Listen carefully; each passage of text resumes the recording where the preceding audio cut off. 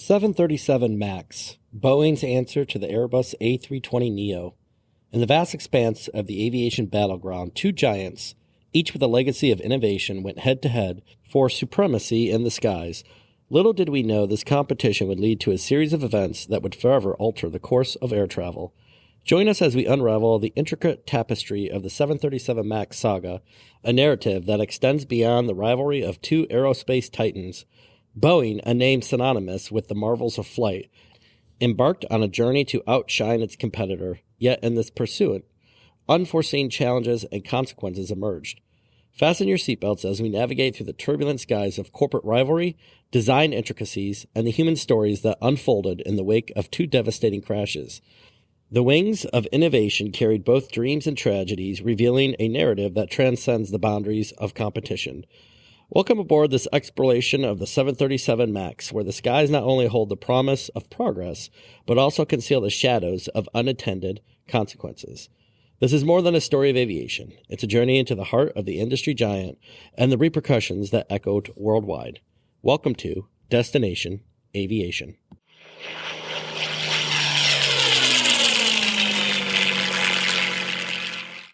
Well, welcome back to the podcast, listeners. If this is your first episode, thank you for tuning in. If you're tuning back in, thank you for always returning back to listen to the podcast. I know I've been off for a little bit. No excuse here, but was sick again. Tis the season, I suppose, to be catching colds. I unfortunately got another bout of sickness, flu-like symptoms, but it's been going around the office, going around the family. So such is life. It is the way it goes. But I'm finally feeling better again. My voice has returned to some normalcy. I still can't do that high pitch in my timbre of my voice. So there'll be no funny voices from me. Too bad for everybody listening. Jeff won't be singing any Bob Seger in this episode. A lot of stuff happening. And actually, as you heard the lead in here, a lot happening in the Boeing world of aviation. I wanted to focus a little bit on that, obviously, because I'm sure as everybody has seen in the news, people that probably listen to this podcast are news advocates, the same as us on here, and especially when it comes to aviation stories. So you probably have seen what's going on with Alaska Airlines, and we'll get more into that as we go through the episode. So we're leading into this with the total kind of everything that happened with the 737 MAX and the history of it, the crashes, and then where we're at now, some of the other stories that have come up. But just a ton of stuff happening in the news.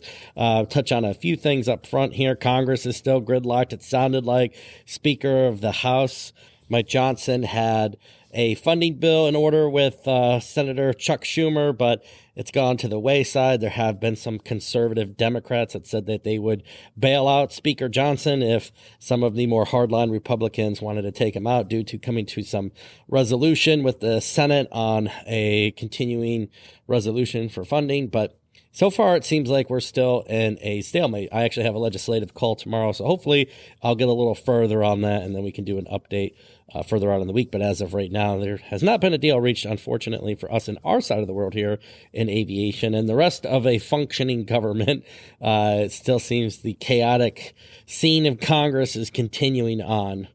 I thought this was interesting just because I have a little bit of history with Coletta charters, especially in the cargo world when I worked in Laredo. Coletta is getting rid of their 727s in 2024. So this year, they'll be retiring them. And they retired their DC-9s back in 2019. And now the 727 situation is transferring all their operations to a 737 fleet of freighters. If you haven't been to Ocala, Michigan, a very small town in the northeastern side of the lower mitten, it's a non-towered airport, not a lot going on there, but Coletta, they have operations. So it's weird. I think they're about a 10,000 foot runway in the middle of nowhere, and you see these massive Coletta aircraft coming in for maintenance. Very unique, very odd. They actually had an airport manager position open a few years ago, and it was very much geared around, as anybody would think of that airport. Coletta Charter basically runs the airport, it looks like, because they do bring in jobs, and they have a large presence there. Really, like I said, beyond that, there's no commercial service or anything to the airport. So very minimal operations. I want to say like 5,000 operations a year total at the airport. But it's quite the scene to be kind of in the middle of nowhere and see one of these giant 727s landing. So I wonder when they retire, if they'll put them there. If you look at the Ocala airport on like a Google aerial, you'll see it has a little bit of its graveyard, or at least position of Coletta aircraft sitting on the ramp. But for aviation enthusiasts, it's interesting just to take a peek at if you're an airport nerd like yours truly. And in the technology side of news, making our flying safer, the FAA recently approved use of Air-Aware headset device. They're called SkyLens. It's a wearable display as part of a comprehensive enhanced flight vision system. It's a mixed reality headset that allows transport pilots better situational awareness, particularly in low visibility situations. According to Air-Aware, the enhanced flight visual system that was approved by the FAA for the Boeing 737NG product line, it marks the first in worlds of commercial aviation to achieve a 50% visual advantage at the first large transport aircraft to be certified completely in a dual pilot scenario where they're using these wearable headset displays. It's similar to like what a fighter pilot would wear that would give information. It also gives 180 degree of relevant terrain display for the pilot and first officer. So that's pretty cool. Anybody have any experience with these helmets, drop us a line at dapodcast85@gmail.com. It seems pretty cool, pretty awesome. We had touched on this in another podcast, but just to follow up with it, more unraveling mysteries with that Gulfstream 3 that disappeared after takeoff from Canoon Island in St. Vincent. December 22nd. Now, reports are saying that the aircraft itself is kind of been erased from local news reports. It was deleted, cited by the Director General of having a press conference about launching an investigation into the supposed accident. But when they were contacted, the spokesperson said that there was no such person associated, and no one has held a press conference about finding the wreckage. November 337 Lima Romeo is still listed on Avbuyer's sale website. A broker confirmed that the aircraft sold more than a year ago and that the listing should have been removed. Very interesting. Mystery deepens with that Gulfstream thing. As we talked about last time, there were suspicions that it was deliberately the transponder was turned off so nobody could track it, and it probably ended up in Venezuela. But interesting, I guess now even local authorities are denying what initially took place. So who knows if that Gulfstream will ever be found. So this is a only in Las Vegas probably story, but the North Las Vegas Airport is advising pilots and attendants to take precautions after several aircraft on the field were burglarized and one was stolen on December 30th. The aircraft was reportedly found with beer bottles, cans, and marijuana in the cockpit. Additionally, the owner of Kit Fox, which owned this aircraft, told a local news station that a binder for instructions for landing at the airport of Corona, California was discovered.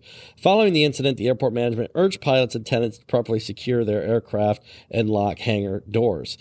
So only in Vegas are stoners, I guess, have the wherewithal to actually take an aircraft, take off, and land. I'm assuming if they had some wherewithal of this, they must have had some training along the way. Who knows? But otherwise, I would assume it'd be a smoking hole. But of course, only in Las Vegas. Hey, congratulations to the Corporate Angel Network for 2,000 patient transport in 2023. Their fundraiser most recently brought in about $500,000. But if you don't know, the Corporate Angel Network, they perform flights transporting cancer patients to and from treatments on business jets.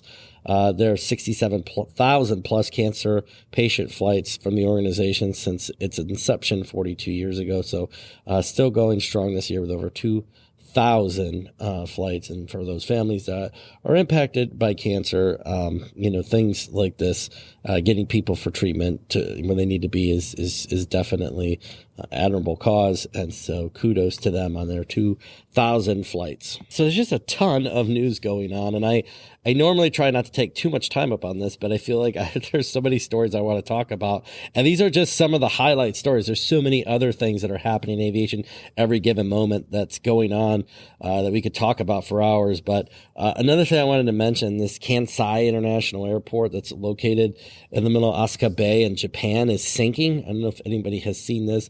I actually had the privilege of going to Japan, which I wasn't expecting to enjoy Japan as much as I did, but it's a lovely culture. Everybody is so understanding. You probably saw the aircraft incident on Japan Airlines where it crashed, unfortunately, into that Coast Guard aircraft for Japan. And basically, the Airbus 350 caught fire and burned to oblivion. If you've seen any of the photos of this aircraft, it's nothing left of it. But I remember when we landed, we actually were on with Japan Airlines. We're on a 777. And I swear to God that people got off that plane within about 15 minutes, and a normal get to the gate, get off. And, here in the States, you could be on Spirit on an A320 and it takes an hour and a half for people to, what bin did I put my bag in? I got to get off the plane. I didn't know we were parking. Where's my bag? Oh, it's 5 behind me. Let me just stand in the way. Let me think for a minute. That's kind of the U.S. version of getting off of a plane.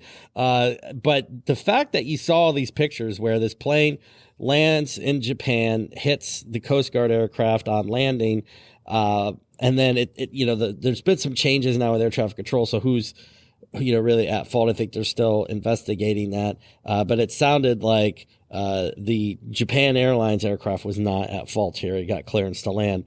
But the fact that everybody got off that plane, you didn't see any of the people off the plane carrying bags or stuff. Usually what people here in the U.S. typically tend to do, right? Don't grab your bags. Well, I can't. I need to have my fruit roll-ups, and I need to have my Bose speakers, my headset. If I'm going to be standing next to the runway watching this plane on fire, if I don't have my cell phone, how can I possibly take a selfie? But, kudos to them for getting everybody off that plane. I mean, it's really the culture in Japan. If you're on that, or you're on the subway system in like downtown Tokyo, everybody is coming and going. It's just so efficient. It would never work here in the States. If you had a bullet train, somebody would be falling at the door and sitting in it, and the next train would ram into the back end of it. But, and I say that as a loving American and as myself, but if we can't look at each other and poke fun, then what good are we doing here? But, anyways, where I got on this whole tangent about that incident, the Kansai International Airport is it's actually built out from Japan. Now, Japan has always said they're landlocked, which if you go to Tokyo, I actually went on a helicopter ride in Tokyo City, and it is. You can kind of see around the city, like, what's the focal point, right? You look at most U.S. cities and you can see the size skyscrapers like downtown Chicago and say, oh, that's the focal point. That's the downtown point. When you look at like Tokyo, there's so many of these areas that you could say it's just a gambit of what's actually the downtown version of Tokyo. But when you get outside of Tokyo, there's most of the land in Japan is either protected or it's steep and rugged, and so it's a lot of wilderness from what you kind of are taught. But there just hasn't been a lot of building that. So then you get like this scenario where they actually built the airport out into the bay, and since they've done that, it's connected by a single road. Opened in 1994. With the possibility of expanding its current operations to allow for more international travel. It cost more than $20 billion to build in 2007. A second runway was placed in. But during the construction of this, either in tsunamis and stuff, you started to see flooding. Now they're saying that, there's a possibility that this airport could be completely underwater in about 50 years. According to, then this is everybody's speculation. Who knows? 2056 is kind of the number they've been triggering, as it will sink extremely into a low height and no longer be able to operate as an airport. So a sinking airport, if you get online and look at this at all, there are some pictures on there of when a tsunami came through and just completely flooded it out. But very interesting, I thought, to see an airport actually basically sinking away. All right, the last thing I want to talk about in the news before we get into our story is Earl Airlines. We talked about this. It was the A320 that ran out of fuel and landed in that field in Russia.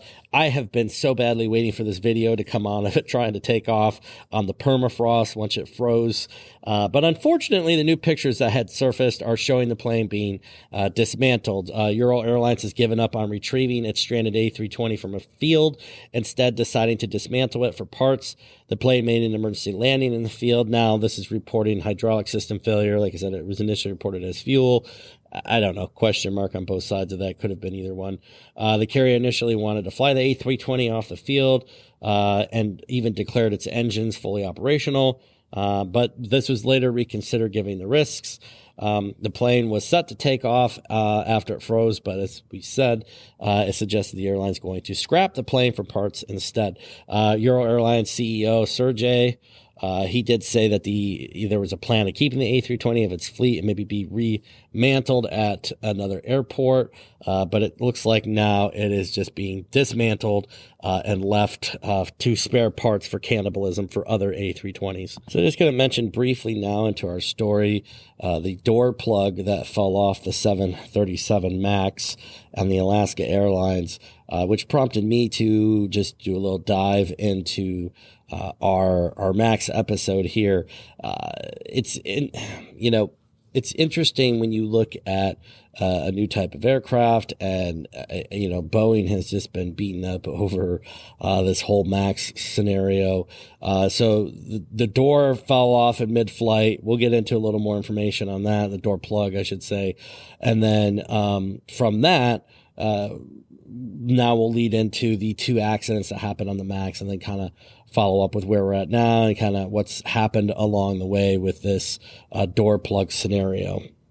Our first incident of the 737 MAX happened on October 29th of 2018. It was in the bustling atmosphere of Jakarta's Hatta International Airport, concealed the impending tragedy that would etch itself into aviation history. Lion Air Flight 610, a routine journey from Jakarta to Pangkal Pingan, set forth with 189 souls on board. Little did anyone know the skies held a story of unforeseen challenges, technical complexities, and human resilience. We began by painting the canvas of the fateful morning as passengers boarded the flight with dreams, plans, and expectations. Against the backdrop of Indonesia's rich cultural tapestry, the routine flight took off from a promise of a new day.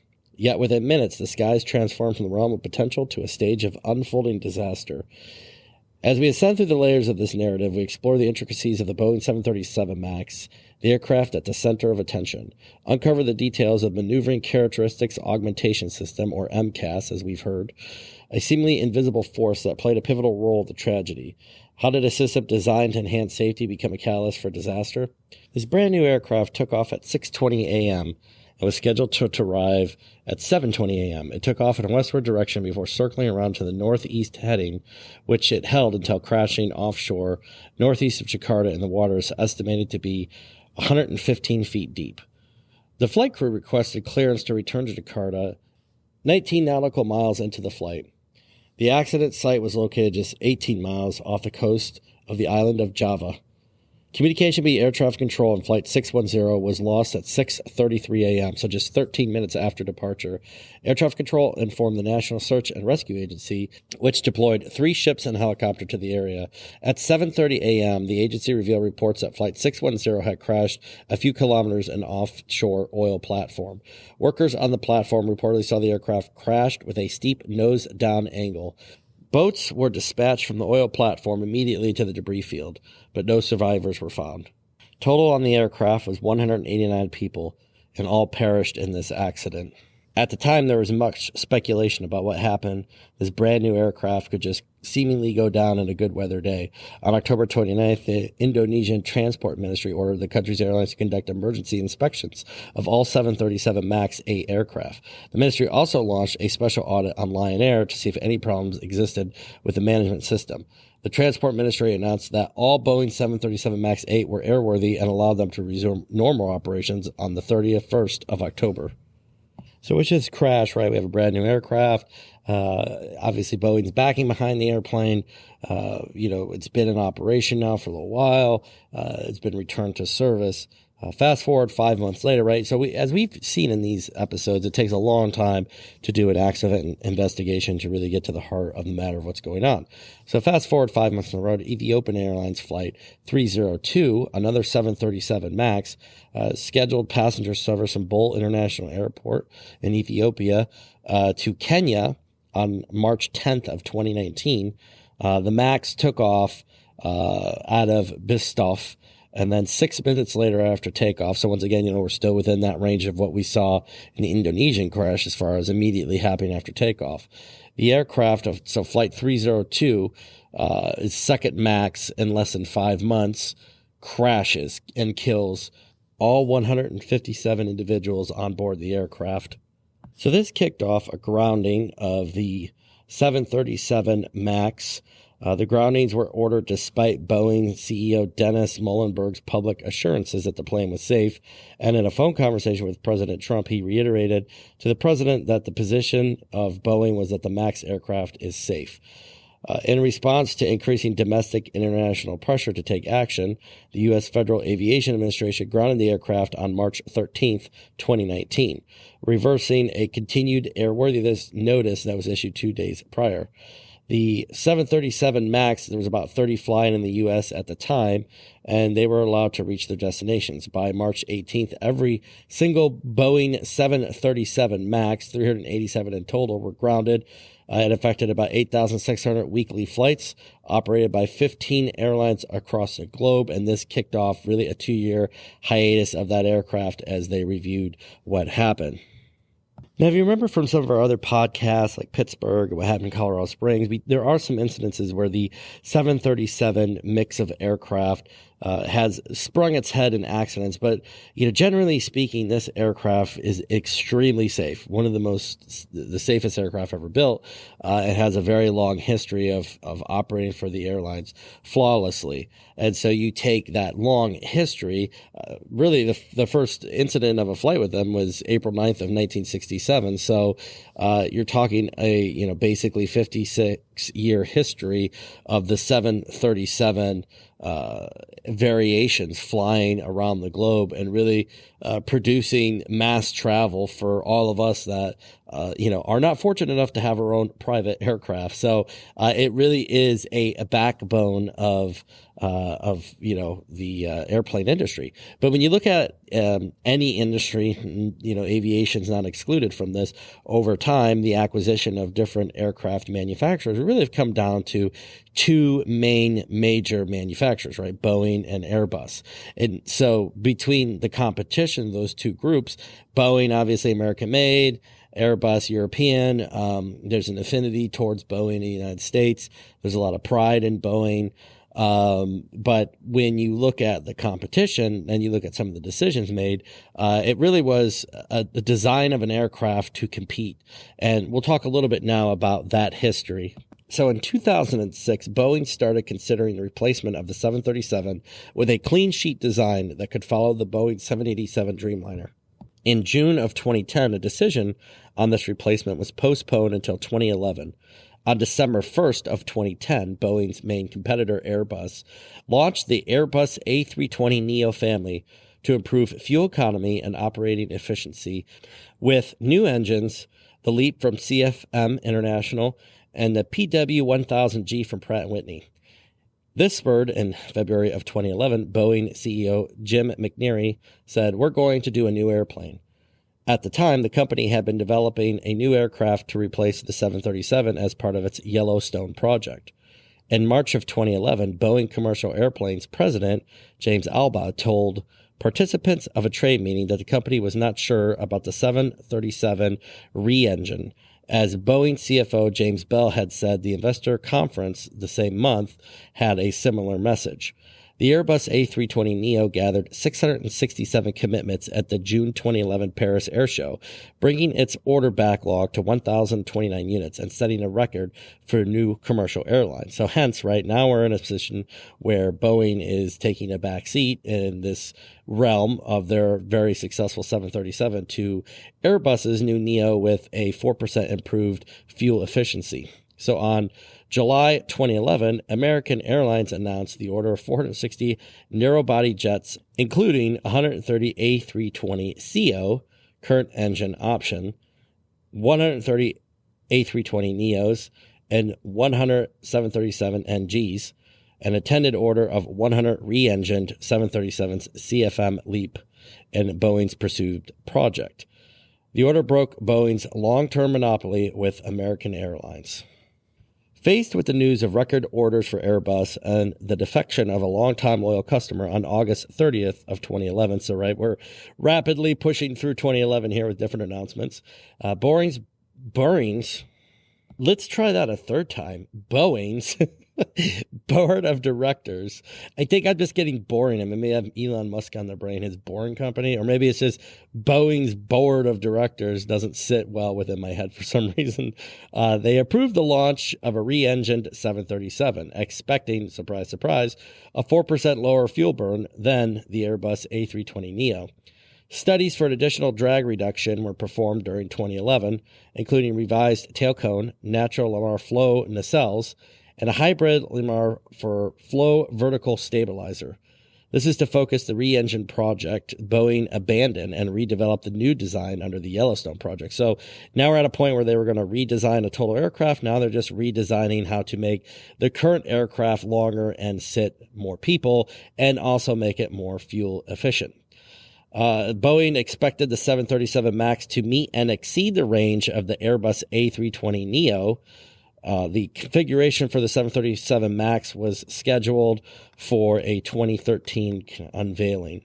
In March of 2010, the estimated cost to re-engine the 737 aircraft, according to Mike Baer, the Boeing Commercial Airplanes Vice President of Business Strategy and Marketing, was around $2 to $3 billion. That included the engine development. During Boeing's Q2 2011 earnings call, the CFO, James Bell, said that the development cost for the airframe only would be 10 to 15% of the cost of the new program, which was an estimated 10 to 12 billion at the time. It was predicted in 2012 that the cost would be twice that of the A320neo. The MAX development cost could have been well over the internal target of $2 billion and closer to $4 billion. Fuel consumption is reduced by 14% from the 737NG, and Southwest Airlines signed up to be the launch customer in 2011. In November of 2014, McNary said the 737 would be replaced by a new airplane by 2030, probably using composite materials that would be slightly bigger, and the engines would still retain the 737's general configuration. So yet again, you're taking an existing aircraft and designing it to new specifications. On August 13th, 2015, the 737 MAX fuselage completed by Spirit Aerosystems in Wichita, Kansas, which will be important. That name will rear its head again. We talk about the door that blew off on the Alaska Airlines 737-900. So with full steam ahead to compete with Airbus, the first delivery of the MAX 8 was handed over to Maldonado Air, which is a subsidiary of Lion Air. If you remember our accident we spoke about early on with the 737 MAX, this was on May 16th of 2017, so 2 years before that accident happened. Norwegian Air was the second. The Boeing aimed for the 737 MAX to match the 99.7% dispatch reliability of the 737 Next Generation, or NG. Southwest Airlines, the launch customer, took delivery of its first 737 MAX on August 29th of 2017. So because we have an aircraft that was rapidly redesigned to compete with Airbus, it was really, we talk about, it was an extension. You were elongating the 737 model that already existed, placing the engines forward on the wings, lower down. So this was from Boeing themselves when you talk about why they added the maneuvering characteristics augmentation system. Now, the important thing to remember here too is Southwest Airlines was the pitch company for this, right? If you remember Southwest Airlines, Herb Keller, one of the main kind of focus points with like Southwest Airlines is that the aircraft themselves are all 737. And so when they train their pilots, one of their claims to fame is, unlike other airlines, United, American, Delta, they don't have a huge fleet mix, so they can take pilots and move them over. So one of the things that, the airlines wanted from Boeing was they wanted to be able to reduce the amount of training that was required for their pilots. They wanted to make sure that their pilots had the ability to fly a large range of fleet of aircraft, even depending, right? So there's the characteristics. A 737 has many models, right? We talked about this, 500, 800, 700. And so if you keep them similar enough with FAA type rating, then now you have a larger mix of pilots that can fly the aircraft. And so one of the systems that were put onto the aircraft was the Maneuvering Characteristics Augmentation System, or MCAS. As we know, was the result of both of those accidents. The MCAS basically poor training to the pilots in Ethiopian and in the Lion Air scenarios that the system overtook and basically pitched the aircraft into the earth. All they would have had to do was shut the system down. But the MCAS system itself was designed, this is from Boeing, to activate in manual flight with the airplane's flaps up and an elevated angle of attack. And the idea of this was that it feels like other 737 models while flying. So the MCAS system has angle of attack sensor that aligns itself with oncoming airflow. The angle of attack is the angle between the right wing and the airflow. Data from the sensor is sent to the flight computer. If the angle rises too high, suggesting an approaching stall, nose up in flight. So the MCAS is then activated, automatically swivels the horizontal tail to lift the plane's tail while moving the nose down. So this was the indicative stall that happened with both the 737 MAX crashes. And basically, if the pilots would have shut the system down, the aircraft would have been recoverable, but the training that they received was not adequate enough for them to understand that. So that's where that MCAS system lies in as the issue. Now, moving forward, I think part of the solution there is better training from what they've done with the MAX for these two crashes. So now, like with all incidents and accidents, there was huge payouts from lawsuits for both the 737 crashes. And now, as we fast forward, right, we have this another incident that happened that we referenced at the beginning where the door blew off the 737 MAX, the 900. And now they're currently, the passengers that are Alaska Airlines are now suing Boeing for this. We talked a little bit about the company that designed the door, so we should probably get into a little bit of that and the history here. But it's, we talked about they sped up to compete with Airbus. They had the two crashes. The planes were put back in service. They settled on all the lawsuits. Fast forward to now, the 737 MAX is still plagued. And the thing, too, with consumer confidence, I have friends that fly and they ask me frequently, oh, this is a MAX. Isn't this still grounded, or is it safe to fly on? Myself, the same as with flying, I would fly on a MAX. I've flown on plenty of MAXes.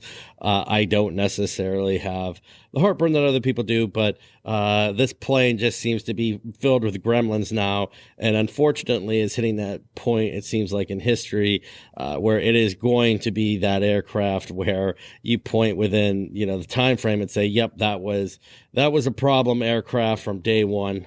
I think anybody that looks back in history remembers the Comet. It was a premier commercial jetliner built it was first flew in 1949. And it's better known for its atrocious safety record. Of the 114 Comets built, 13 were involved in fatal accidents, most of them attributed to design flaws and metal fatigue.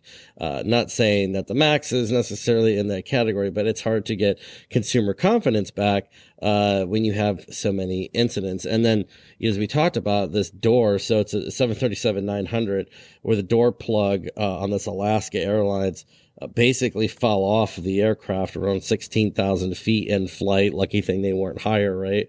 And then I had to go and educate myself on door plugs versus emergency exits. And I guess it's all based on, capacity and configuration of the aircraft. And in some cases, they can actually plug the door. And now, I guess the NTSB is fixated on the bolts. The FAA is investigating the manufacturing of these aircraft for Boeing. So it's and consumer confidence. So they're grounded right now. So consumer confidence over the MAX yet again again is taking another hit. And it goes back to some of what we were reading earlier, talking about where, Boeing was saying, well, maybe it's time to scrap the 737 and focus on a new aircraft. I don't, from what I can see on that hasn't, gathered much steam, but you have to imagine, these repeated incidences that are happening just have to have an effect on consumers' ability to think that the aircraft is safe to fly. And like I've been sitting on an aircraft just flying, as a passenger, and I've had people look at the little emergency card stuck in the seat, and it says 737 on it, and then wait, I thought this was ground. I don't think we could fly this. So, obviously it's out there. I want to talk a little bit about Spirit Aerosystems, that this is really who designed and built the fuselage for Boeing for the 737 MAX. So this Spirit Aerosystems, probably good to note, not any way connected to Spirit Airlines in any fashion or form. They were actually sued last year by their investors for what was referred to as widespread quality failures. The suit that was filed in New York didn't specify at the time door plugs, but noted failures including defects such as the routine presence of foreign object debris in products, peeling paint, and missing fasteners. The lawsuit alleged that the company prioritized short-term financial success and production numbers over quality. Spirit Aerosystems told at the time NBC News that it strongly disagreed with the assertions made in the lawsuit and that they will vigorously defend against the claims. I thought this was an interesting tidbit. We talk about in this podcast kind of where things stand with FAA reauthorization within Congress. But another kind of connection to the political side of the world, Patrick Shanahan, who is the CEO of Spirit Aerosystems, he was actually referred to as Mr. Fix-It by the Trump administration, and referred to also in an instance by President Trump supposedly as the Boeing guy. He went to the Trump administration to be the acting, I think, Deputy Secretary of Defense. But then he left to become the CEO of the Spirit Aerosystems company. And I think with a salary of $2 million a year and $8 million in stock options. And now he's embroiled in this whole scenario that's happening within the door falling off of, the 737 MAX. Like I said, fortunately, nobody was hurt in that. But going from the Trump administration to now, Spirit Aerosystems, the articles that I see on this, they made the assumption that, Patrick, wanted to be the CEO of Boeing, and that's ultimately what his goal was. But, obviously in this case, it looks like there already was a lawsuit pending. Now there's already a lawsuit for Boeing from Alaska Airlines passengers for the door falling off of the 737 MAX.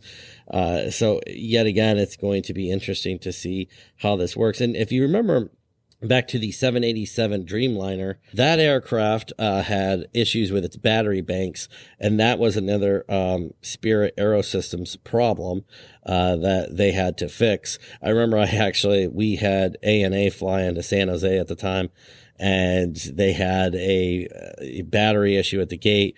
So we pulled it off, and, we told everybody like, hey, it was an inaugural kind of route to Tokyo, and nobody wanted to really highlight it. But I remember hearing the air traffic controllers, the first time a pilot went past, be like, oh, is that a new 787? Because at this point, the 787s weren't widely around. So somebody saw when they were mentioning it, and the air traffic control's like, yeah, I think the battery caught on fire or something. So much for being discreet. And actually that hadn't happened. It just was put over there for the airworthiness directive to fix the battery bank. So nothing had actually happened to that aircraft. But another interesting thing here for Spirit Aero Systems, it seems like it's plagued with problems, at least for now. And I will be curious to see where the 737 MAX goes from here. There's a lot of orders out there. It seemed like they were finally just getting away from some of the previous reputation items, and now they're right back into it.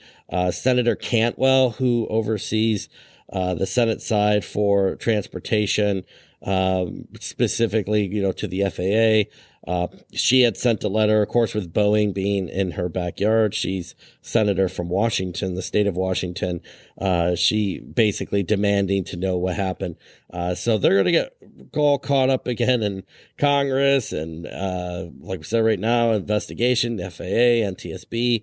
I saw some of the videos on it. If you haven't looked, it's, amazing with this door ripped off. The passenger's shoes got ripped off. I think someone's shirt fell off. Just like I said, it's amazing nobody got hurt. I think a couple of teachers found the door in their backyard, which once again, thankfully nobody got hit on the ground by any of the door or the falling debris. I think it sucked out some cell phones, etc. So, fortunate there. But a little history dive into the 737 MAX, the two fatal accidents, and then kind of where we are now, with this aircraft. But for now, for us traveling public, let's hope that everybody gets their stuff together, because as of December of 2023, there was 1,420 of different various types of the 737 MAX within the ranks of the airline fleets out there. So we will be flying on them regardless into the future, even if Boeing decides to take another direction on the 737. So like I said, there's you have not only the backbone of the 737 fleet, but all the variations of this aircraft now. It continues to move forward. I'm confident. I'm sure they'll get their stuff together.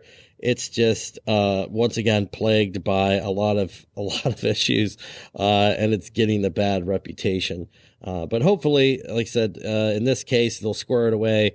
It wasn't catastrophic. Nobody got hurt, which is great. But once again, who wants to be on an airplane where a door falls off? That's not fun for anybody. But I hope you enjoyed the podcast today, listeners. I'll get back to a routine of trying to get these out weekly now that I'm past my sickness. I did have to stop a few times and cough during this podcast, and I tried to avoid that for any of our listeners out there so they didn't have to listen to me hack away into the microphone. It's been about roughly negative 10 degrees here in the greater Chicagoland area. I just saw last night as I was recording this podcast, and today a couple of aircraft collided at Chicago O'Hare Airport. Nothing major there. It was on the ramp, but they did clip wings. I think it was a Delta 717, which, as anybody knows, the acquisition through AirTran is where those 717s came from. But so that hit, I want to say it was a Korean Air, maybe a 777, but slight grazing on the ramp this time of year, right? Numbering, lettering, center lines are getting obscured by snow. So somebody probably just leaned over a little too far. But there's always so much happening in the aviation news side of the world. So we'll have plenty to talk about moving forward. But I appreciate you all taking some time to listen today. Drop me a line at dapodcast85@gmail.com. Still have the stickers on the website. Feel free to buy one. I'll sell it off to you. And until next time, my friends, I will see you down the runway.